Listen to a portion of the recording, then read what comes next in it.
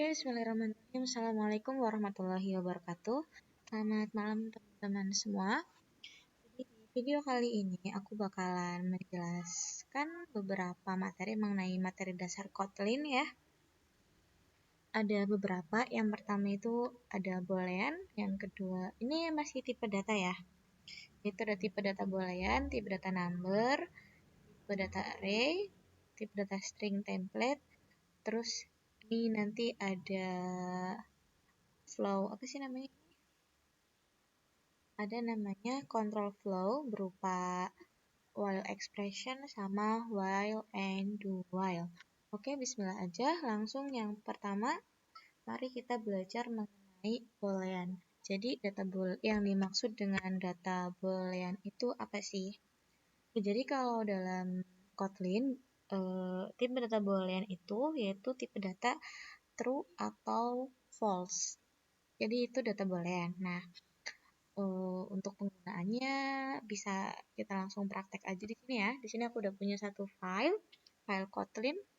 Aku kasih nama tugas2.kt. Di sini langsung aja kita tulis main. Harus ada public function main ya. Oke, di sini aku mau membuat suatu variabel bakal nama. Misalnya ini aku mau buat sebuah case mengenai si data boolean ini. Kalau misalnya benar, maka tampilkan kata true, dan jika salah, maka tampilkan false. Misalnya gitu ya. Misalnya ini kayak untuk login gitu ya. Misalnya ada aku punya nama, misalnya namanya tidak pakai nama itu, kemudian aku buat variabel lagi yaitu password. Misal passwordnya 1, 2, 3, 4. Nah, kemudian di sini aku bakalan buat sebuah variabel status, file status sama dengan, nah di sini aku buat apa ya? Buat if nama sama dengan tidak, dan nah di sini aku pakai yang namanya apa? Jadi itu namanya bentar. Jadi ini itu namanya operator ya. Ya. Kayak operator dan jadi harus, dan ini ada sama dengan, jadi namanya harus tidak, dan passwordnya harus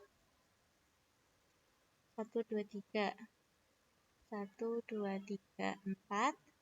Nah, maka tampilkan apa? True. Nah, ini yang disebut dengan data boolean. Kalau else lainnya berarti tampilkan data boolean yang selanjutnya. Else-nya berarti false. Nah, ini true dan false itu dia disebut dengan data boolean kitaran. Kita lihat ya, di sini namanya sudah sesuai, berarti nanti yang harus kita print dulu ya.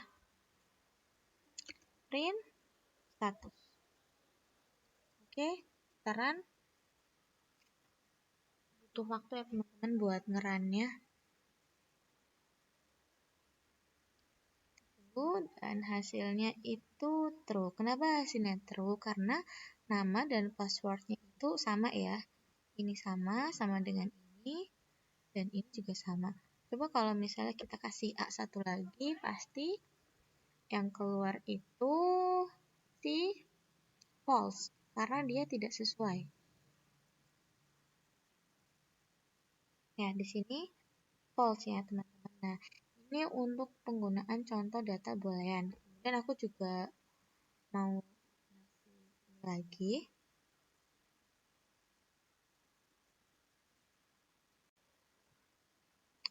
Oke, ini untuk konjungsinya dan ya. Kemudian aku mau ngasih pengkondisian lagi untuk beberapa konjungsi. Jadi aku mau kasih 2 konjungsi aja ya, mungkin yang enggak 3 sih. Yep, 3 konjungsi. Yang pertama itu dan, kemudian nanti yang ketiga itu aku bakal buat konjungsi harus sama dengan. Kalau misalnya salah satunya benar, maka true. Kemudian yang terakhir itu pengingkaran ya. Oke, ini bisa kita komen dulu. Kemudian kita di sini mau buat variabel lagi ya. Variabel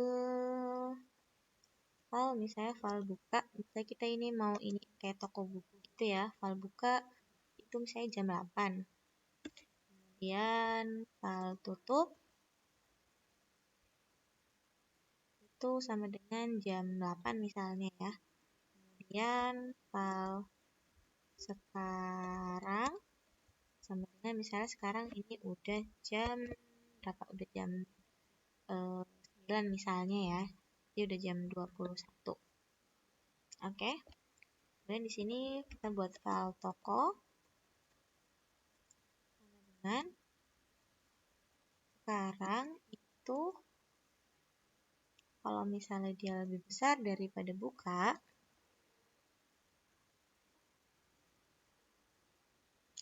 dan kalau misalnya sekarang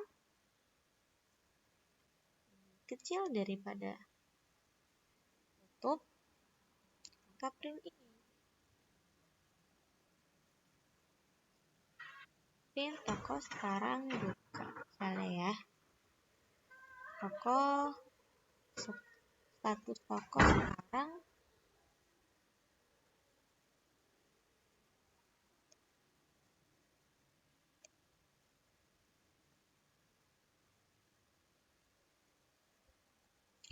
oke, status toko sekarang buka. Harusnya di sini harusnya tutup ya. Oke, di sini kita tulis variabel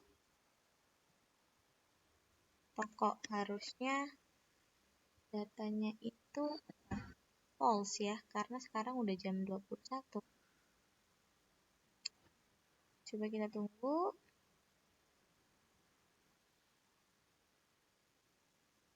Status toko sekarang buka. Saya maaf sebentar.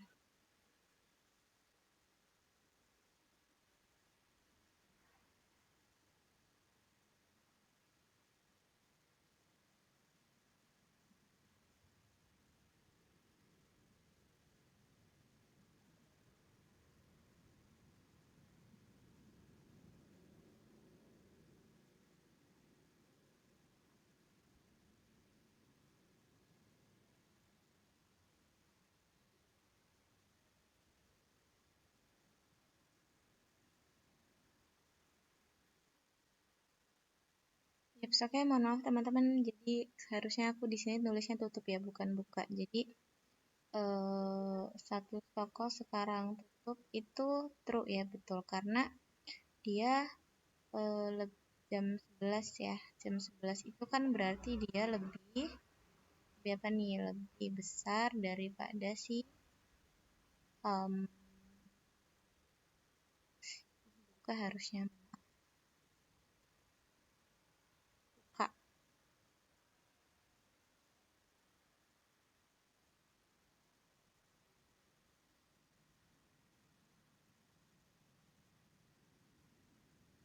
Oh, maaf, terjadi kesalahan. Harusnya ah,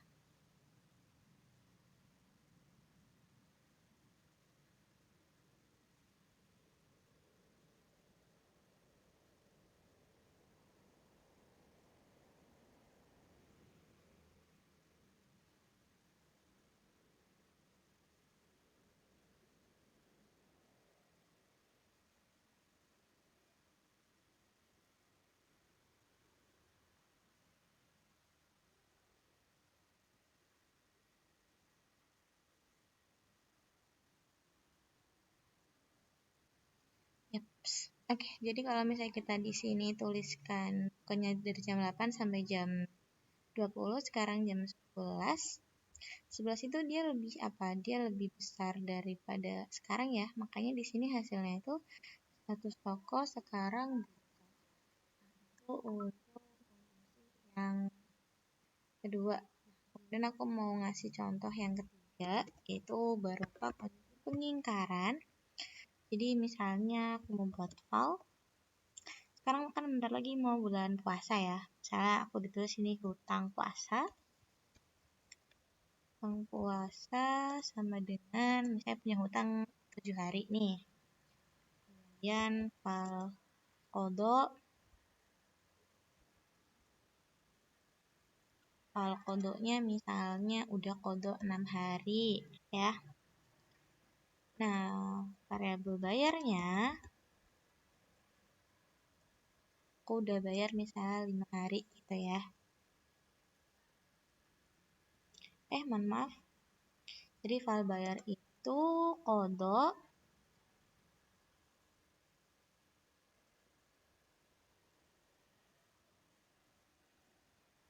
ya kodok besar daripada hutang puasa.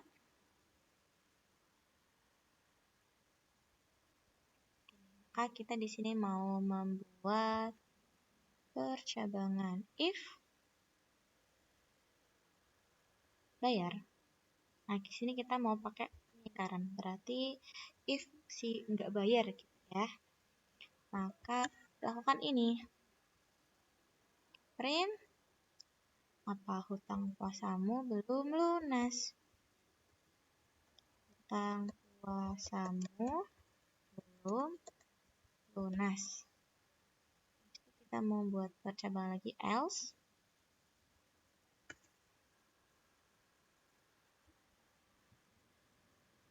Else berarti print. Kalau misalnya lebih besar berarti hutang puasamu sudah lunas gitu ya. Hutang puasamu sudah lunas. Nah, di sini kan kita hutang puasanya 7, kodoknya 6. Berarti kan belum lunas ya. Jadi kalau misalnya kita run, berarti hasilnya akan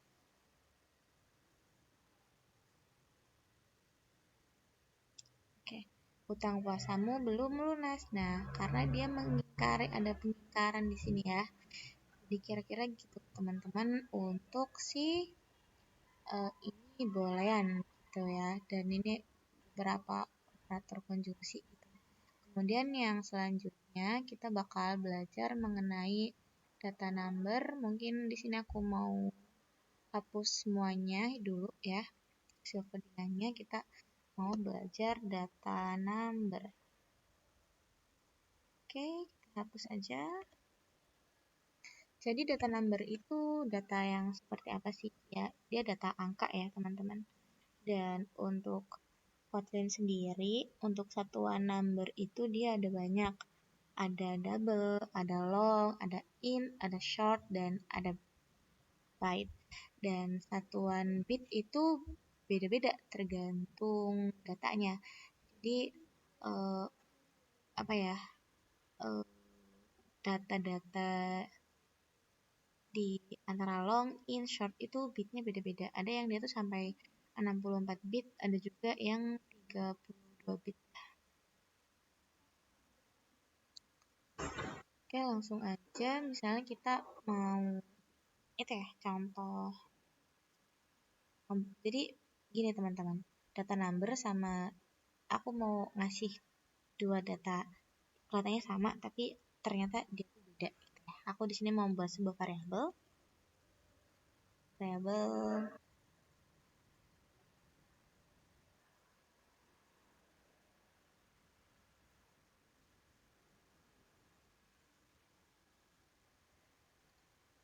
nomor string sama dengan 2 gitu ya. Kemudian aku mau buat file lagi, nomor sama dengan 5. Nah, ini tuh udah beda data teman-teman. Jadi kalau ini walaupun dia 2, tapi dia tuh data string. Kalau ini barusan dia data number. Jadi dua data ini berbeda ya. Kalau misalnya data nomor itu dia nggak pakai kurung, nggak pakai kutip 2. Jadi kalau misalnya ditambahin dia nggak bisa. Nah, kalau misalnya mau nambahin itu apa? Jadi dalam Kotlin itu kita bisa melakukan yang namanya konversi data kayak gitu ya. Jadi yang tadinya dia string dia bisa berubah menjadi data integer. Nah, caranya gimana? Caranya gini. Jadi misalnya aku mau melakukan penambahan ya. Saya file hasil sama dengan nomor string ya. Nomor string titik to in. Nah, in ditambah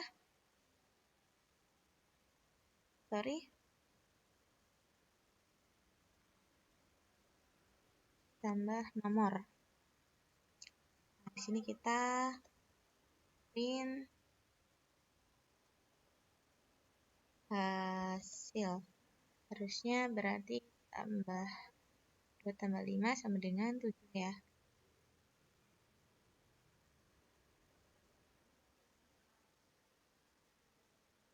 Oke, hasilnya 7. Jadi ini tuh tadi data string, cuman kita konversi menggunakan toInt, jadinya jadi 7. Dan kalau misalnya kita si nomornya, coba ya, kalau misalnya nggak pakai kita konversikan, dia bakalan error karena ini adalah dua data yang berbeda.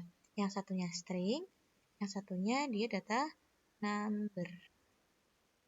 Tuh kan, jadinya dia 25 karena ini itu data string, bukan data number. Jadi ditulisnya seperti ini, 2 dan 5 gitu ya teman-teman. Jadi walaupun mungkin kelihatannya sama, tapi mereka ini dua jenis data yang berbeda. Yang satunya string dan yang satunya dia data number. Nah, seperti itu. Nah, langsung kemudian sekalian aja kita belajar yang data string ya. Jadi kalau data string itu dia apa namanya? Yang menandakan bahwasanya dia itu data string itu apa sih? Jadi yang bisa menandakan bahwasanya dia data string itu dia pakai kutip 2 dan dia kalau misalnya ditambahin kayak gini dia nggak bakalan bisa gitu ya. Coba kalau misalnya sama-sama string nih, misalnya 2 tambah 5 harusnya hasilnya 7. Tapi kalau misalnya di sini dia bakal hasilin 25 karena dia itu merupakan data string. Ya, hasilnya 25 dan untuk di string sendiri dia jadi kalau string itu dia punya yang namanya template teman-teman. Jadi kita bisa memasukkan ini tuh dengan menggunakan menggunakan dolar. Misalnya kayak gini nih. Aku hapus semuanya. Aku delete.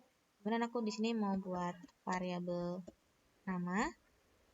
Saya namanya itu tidak. Nah, kemudian di sini kita print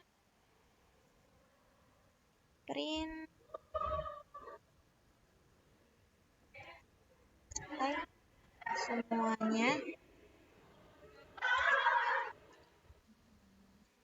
saya.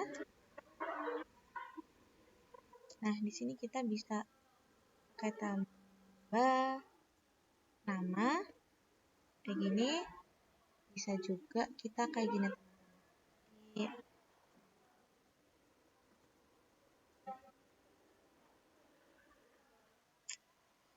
Oke. Hai semuanya, nama saya. Bisa kita panggil kayak variabel nama. Nah, itu bisa. Jadi kalau yang atas ini biasa, kalau yang bawah itu dia namanya string template ya. Jadi dia bisa memasukkan si variabel dengan menggunakan dolar mirip-mirip kayak di PHP. Kalau misalnya kita run, hasilnya bakal sama. Outputnya bakalan sama ya. Itu kan sama, hai semuanya nama saya Wida, hai semuanya nama saya Wida. Jadi sama itu yang disebut dengan string template. Jadi dia bisa memasukkan sebuah variabel dengan menggunakan huruf dolar gitu ya. Nah, kemudian sekarang kita move ke selanjutnya, yaitu kita akan bergerak ke data array. Nah, data array sendiri itu apa sih? Jadi data array itu seperti yang udah teman-teman ketahui mungkin sebelumnya, data array itu adalah data yang menyimpan banyak data. Jadi di dalam satu data itu dia menyimpan data-data yang lainnya. Nah, misalnya gimana nih? Jadi kalau data array itu gini aja deh. Data array ya. Data array itu kumpulan data, sebuah data, dan di dalam data itu ada banyak data. Nah, dan di dalam array itu ada yang namanya urutan. Nah, urutan di dalam data array itu disebut dengan indeks. Dan indeks pada data array itu dimulai dari angka 0. Ya, misalnya aku mau buat sebuah variabel kata sama dengan, kalau misalnya kita mau buat array, bisa array of. Nah, di sini aku mau ngebuat misalnya nama aku ya, W, kemudian I, mohon maaf, I, kemudian D, kemudian ada huruf A, 3. Nah, ini yang disebut dengan data array. Jadi, ini ada data variabel kata. Nah, variabel kata ini dia menyimpan data array. Jadi, ada berapa data di sini? Ada 1 data, 2 data, 3 data, dan di sini ada 4 data. Nah, gimana caranya? Jadi, untuk di data array sendiri, kita bisa ngeprint cuman 1 data doang. Jadi, kalau mau ngeprint urutannya nih, gimana caranya sih? Jadi, kita bisa nambahin nanti indeksnya. Kita pakai print, kita tulis indeksnya berapa. Karena array itu dimulai dari indeks 0, jadi kalau misalnya kita mau nampilin huruf I, berarti kita masukin indeks 1. Kemudian kita run.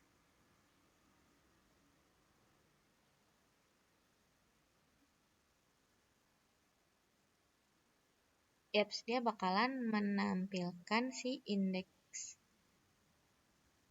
Oh, mohon maaf teman-teman. Ini harusnya pakai kurung kotak, maaf. 1. Di sini kata. Oke, seperti ini. Mohon maaf ya. Oke, kita run.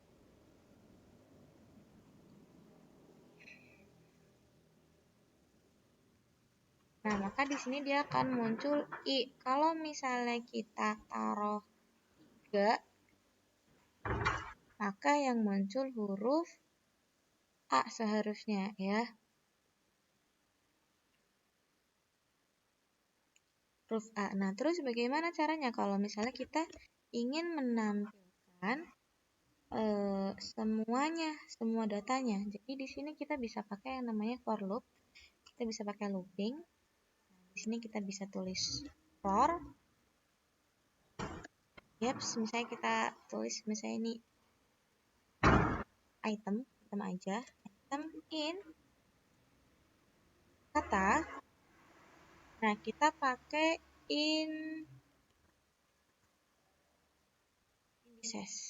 Ya, bisa dilihat nih.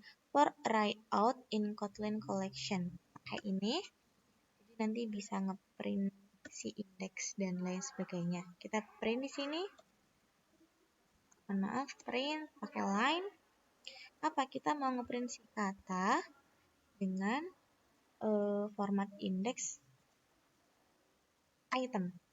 Nah, kayak gitu ya. Dan ditambah dengan kayak gini. Berada pada indeks ke. Nah, di sini kita tulis si item. Nah, kalau misalnya kita run hasilnya gimana? Kita coba.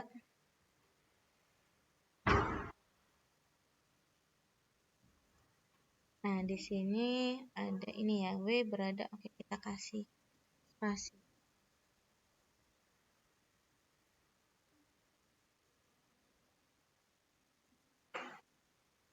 Oke, kayak gini ya teman-teman for loop. Jadi W berada pada indeks 0, I berada pada indeks 1, dan seterusnya.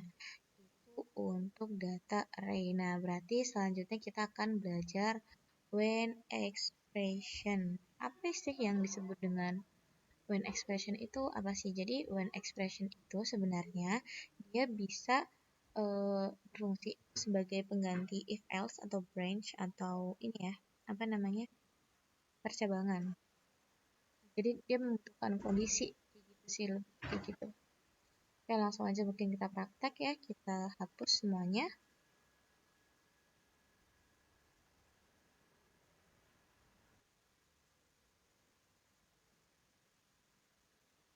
Yap, oke. Jadi langsung aja untuk contohnya sendiri. Aku ulangi lagi ya teman-teman. Jadi untuk when expression itu berarti dia tuh menunggu suatu kondisi. Barusan dia kayak menjalankan perintahnya. Misalnya gini.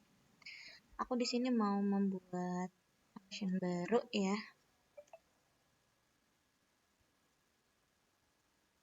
Jadi function misalnya namanya when expression. Terus buat function satu aja ya, buat function satu misalnya di sini. Kita taruhlah parameternya, kemudian kita kasih kurung kerawa. Jadi gini, kita membuat file value sama dengan misalnya dia ada 1 gitu. Kemudian when, kita pakai when di sini. Jadi when itu, nah maka ketika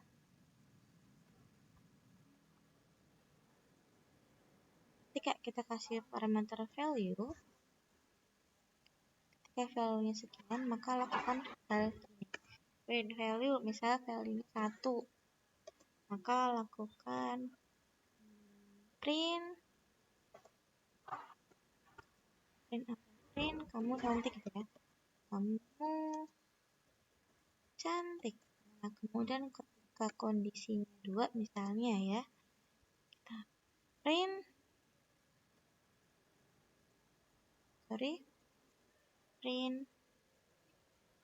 kamu hebat. Nah, kemudian ketika value-nya 3 atau kondisinya 3, maka lakukan perintah ini. Apa itu? Yaitu print kamu belum mandi gitu ya. Kamu belum mandi. Ya, kita buat satu lagi. Misalnya kalau misalnya dia 4, kondisinya 4, maka lakukan ini print apa? Bisa print, bisa apa, terserah kalian. Cuman karena di sini paling mudah itu print ya, karena kita cuman masih di terminal aja. Misalnya kamu belum makan. Nah, seharusnya di sini kan kita udah punya satu kondisi ini. Nah, ini si function satunya kita daftarin dulu di sini 1. Nah, di sini kita udah punya value-nya 1. Nah, jadi ketika si value-nya berapa, maka lakukan perintah-perintah ini. Nah, di sini kita punya value 1, berarti seharusnya yang di print itu mana? Kamu cantik. Kita coba run, dan hasilnya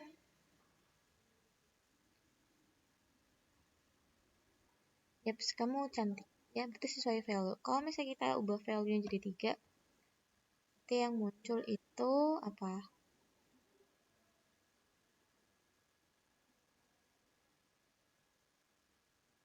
Kamu belum mandi. Nah, seperti itu teman-teman. Tapi cuman kayak kalau misalnya kita pakai metode ini, itu tuh harus capek nggak sih ngulang-ulang print gitu kan?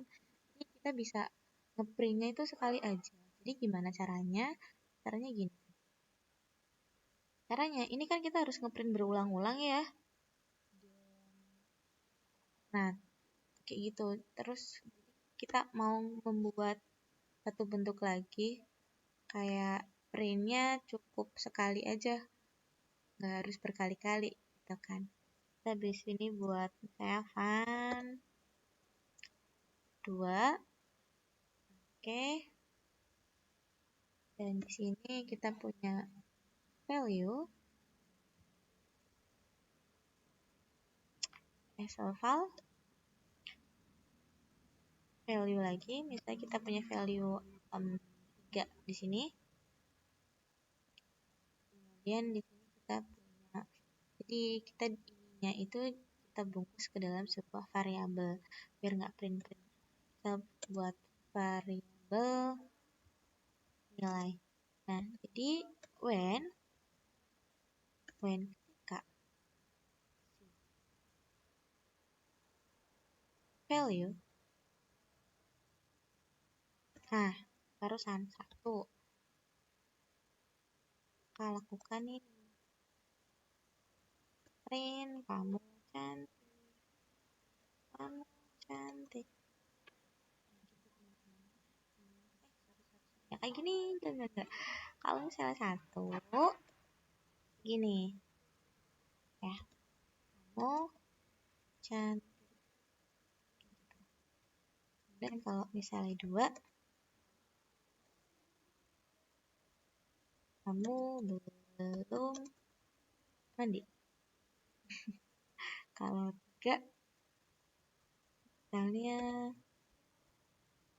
kamu belum sarapan. Gitu ya.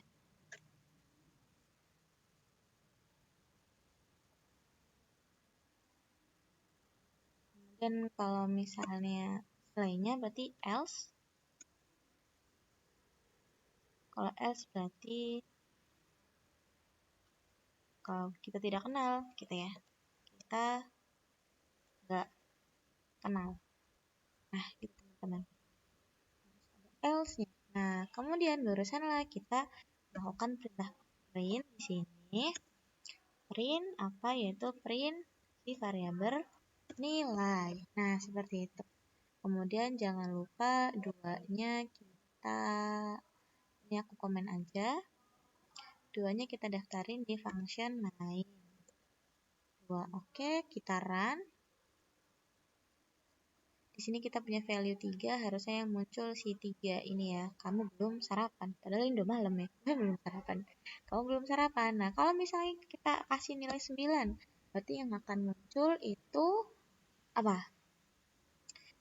Muncul kamu belum sarapan karena value 9 itu nggak ada di sini. Kayak gitu ya, teman-teman. Nah, kemudian ada satu cara lagi kayak jadi kita bakalan pecah-pecah ini ke dalam beberapa function. Jadi fungsi function itu untuk apa sih? Jadi fungsi function itu sendiri kayak untuk memisahkan atau memfokuskan kerja dari sebuah function. Jadi memfokuskan suatu perintah sih, suatu.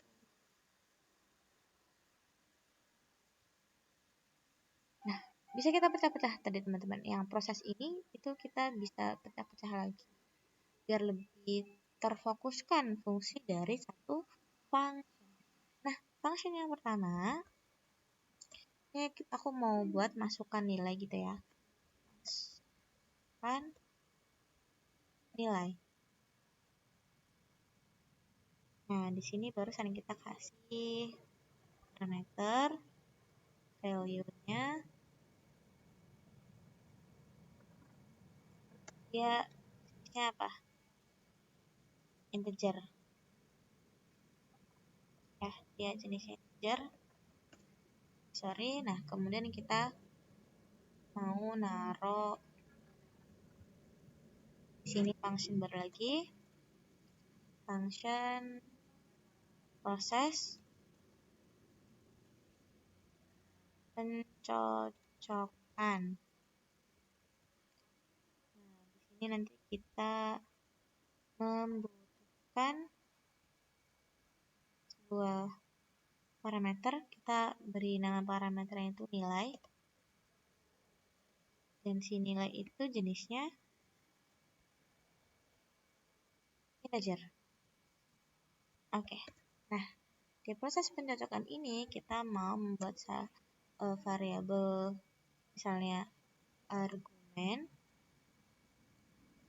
sama dengan when ketika si nilai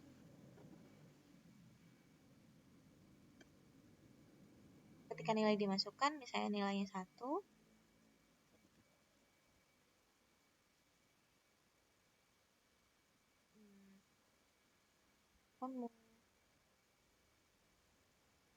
kamu hebat. Kalau misalnya 2, kalau misalnya 2, kamu tangguh. Kalau misalnya 3, kamu cantik.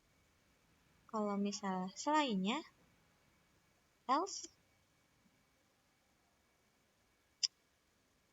kita belum kenalan. Ini proses pencocokannya. Nah, terusan di sini kita melakukan atau membuat sebuah apa ya? Saya cetak argumen.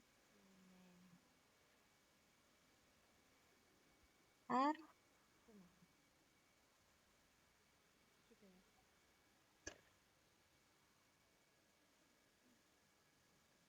Kemudian di sini kita mau enggak dulu, cetak argumen berarti belum. Di sini barusan kita mau membuat sebuah function berarti function untuk mencetak. Jadi kan ini function untuk memasukkan nilai. Nah, berarti di sini kita cocokkan ini dong. Proses cocokkan. Di sini kita kasih parameter value. Kemudian di sini kita buat proses cetak ya. Kita membutuhkan apa? Kita membutuhkan, jadi di sini kita tulis proses cetak ya di sini. Proses cetak. Saya di sini dikasih yang namanya argumen. Nah, kita kasih parameter argumen.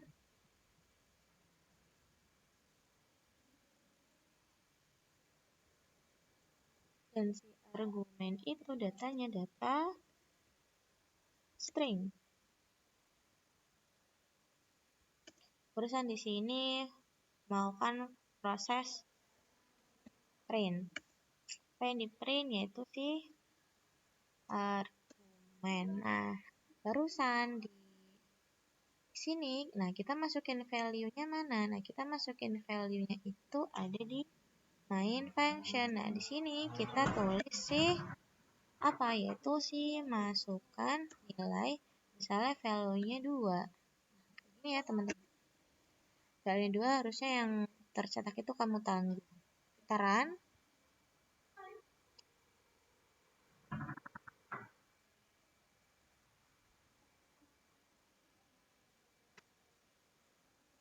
Ini muncul kamu tangguh. Jadi gimana sih sebenarnya prosesnya kok bisa kayak gitu? Nah, jadi di sini tuh kita pecah-pecah, teman-teman. Jadi yang pertama itu kita mau membuat function kita untuk melakukan input datanya dulu.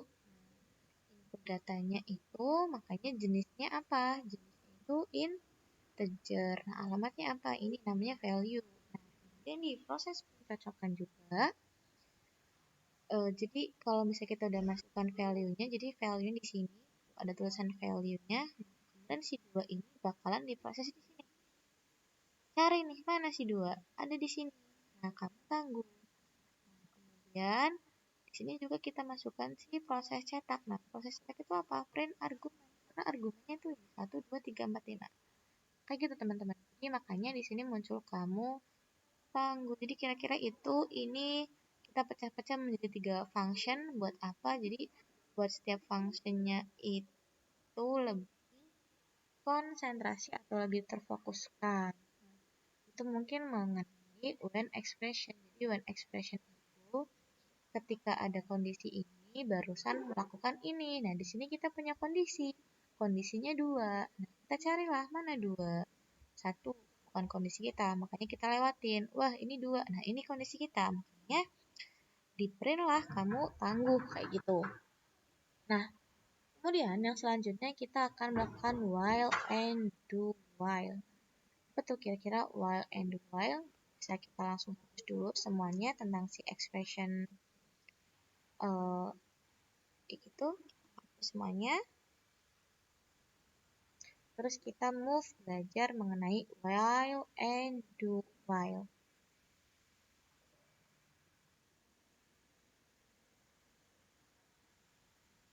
Oke, jadi kita akan belajar while and do while. Jadi while and do while itu while dan do while. Jadi sama aja mereka tuh kayak untuk looping. Perulangan sama aja. Sama konsepnya itu sama kayak di JavaScript. While dan do while. Jadi while itu tanya dulu barusan makan. While itu makan dulu barusan tanya. Gimana sih? Langsung aja kita jelasin. Nggak langsung aja kita praktek biar ada gambaran ya teman-teman. Kita di sini mau membuat sebuah function, misalnya ini ya, function while, sorry, oh nggak bisa ya, while, gitu ya. Apa? Kita misalnya punya variabel angka. Variabel angkanya itu salah satu. Nah, di sini kita melakukan while. Ketika si angka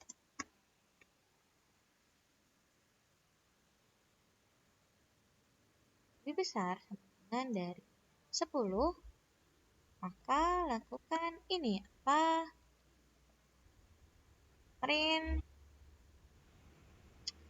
Oke, kita kasih si variabelnya di sini kita pakai string template. Kita panggil si angka.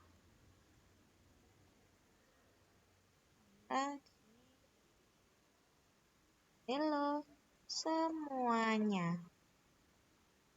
Nah, barusan di sini kita kasih yang namanya looping. Jadi si angka plus plus. Nah, ini ya. Sekarang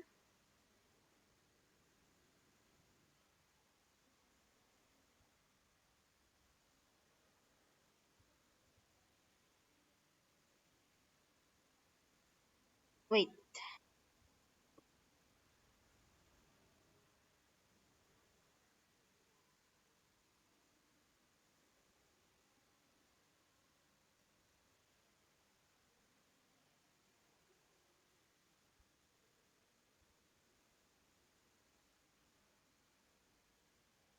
Oke. Ini ngaruh kah?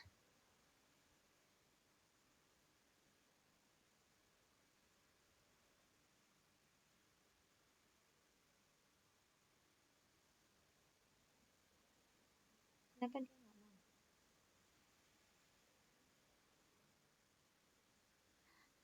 Maaf teman-teman, kenapa dia nggak muncul ya? Karena belum aku daftarin di sini. Oke. Maaf ya, ya Allah. Nih, coba kita run. Maaf ya. Yeps, di sini bisa kita lihat halo semuanya, halo semuanya, halo semuanya, halo semuanya. While, jadi kita punya variabel angka 1. Ketika angka lebih besar daripada 10, maka print ini. Kita cek 1 itu lebih besar sama dengan 10 enggak? Ya, lebih besar. Maka cetak ini. Di sini tambahin lagi. Wah, angka plus plus berarti 1 ditambah 2. 1 ditambah 1. Hasilnya 2. Kita balik ke sini 2. Wah, 2 lebih besar daripada 10 enggak? Iya, lebih besar. Makanya kita print lagi. Kita balik ke sini lagi. Nah, 2 ditambah 1. Hasilnya 3. 3 lebih besar daripada 10. Enggak, dia lebih kecil. Makanya print kayak gini sampai 10. Selesai.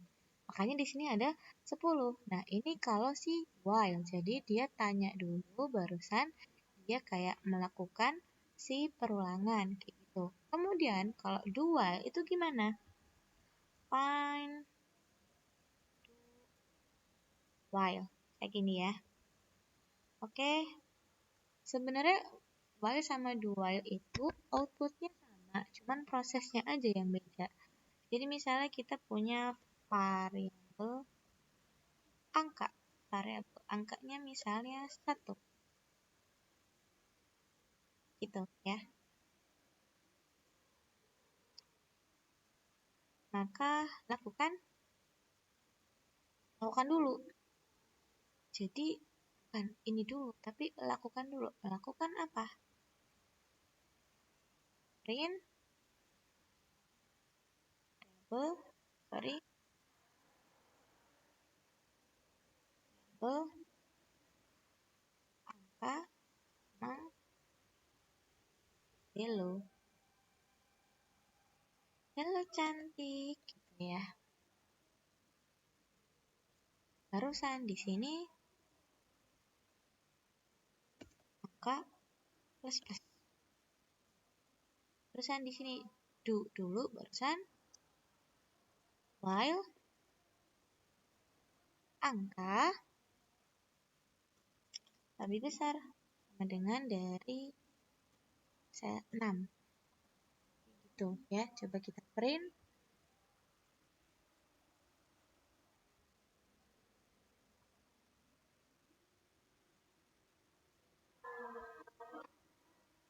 Oke, belum didaftarin, maaf. Ini. Kita daftarin, kita run. Mana? Lama banget ya. Yap, sini hero cantik, hero cantik, hero cantik. Jadi kalau do while itu print dulu. Barusan di sini loopingnya kayak gitu. Jadi makan dulu. Barusan tanya. Kayak gitu sih untuk si do while. Jadi dia melakukan perintahnya dulu. Barusan tahu batasannya tuh pas sudah makan. Kayak gitu sih teman-teman. Jadi untuk while dan do while sebenarnya mereka outputnya sama, cuman dalam proses datanya dia berbeda. Jadi kayak gitu teman-teman. Jadi kita udah belajar yang namanya boolean, number, array, string, template, when expression, sama while and do while. Maybe aku cukupkan pada video kali ini. Mohon maaf banyak error karena ya aku juga masih baru-baru, belum terlalu mahir dalam dunia Kotlin, barusan 1 pekan belajar ini. Terima kasih yang udah nonton. Wassalamualaikum warahmatullahi wabarakatuh. Terima kasih.